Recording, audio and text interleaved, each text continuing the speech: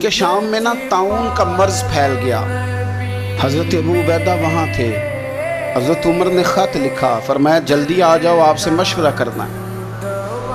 آپ سمجھ گئے کہ عمر نا مجھے یہاں سے نکالنا چاہتے ہیں کہ مجھے مرض نہ لگ جائے۔ جواب لکھا، کہنے لگے مجھے پتہ ہے جو مشورہ آپ نے کرنا ہے، میں مسلمانوں کو اکیلا چھوڑ کے نہیں آ سکتا، میں لشکر کا سپہ سالار ہوں، کیسے آ جاؤں، میں یہیں رہوں گا۔ حضرت عمر نے خط لکھا کہ پھر آپ جابیہ کی جانب بھی چلے جائیں، تھوڑے سے وہاں موسم ٹھیک ہے، وہاں تشریف لے گئے۔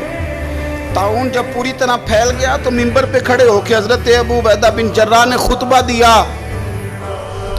فرمانے لگے اس مرض سے گھبرانا نہ، تم سے بہت پہلے جو صالح لوگ تھے، نیک لوگ تھے، وہ اس مرض کی وجہ سے وصال کر گئے، یہ نیک لوگوں کی موت کا سبب بنا ہے، لوگوں گھبرانا نہ۔ فرمایا کرتے تھے میں تو دعا کرتا ہوں مجھے بھی خدا کی رحمت سے حصہ ملے۔ آپ جمعے کی نماز مسجد اقصیٰ میں پڑھنے جا رہے تھے تو رستے میں طاعون کا حملہ ہوا، وصال ہوا طاعون کے مرض سے۔ عشرہ مبشرہ صحابی، امین امت، 58 سال عمر، جنازہ حضرت معاذ ابن جبل نے پڑھایا اور فرمانے لگے لوگوں پتہ ہے تمہیں آج کون گیا؟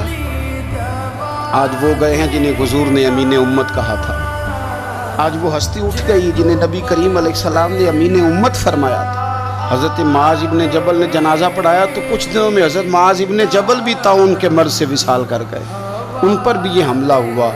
ملک شام میں حضرت ابو عبیدہ بن جراح کا مزار پر انوار ہے، حضور سے فقر سیکھا، زندگی فقیری میں گزاری۔ ان لوگوں نے کسی مقام پہ بھی اپنے آپ کو حضور کی تعلیمات سے پیچھے نہیں کیا۔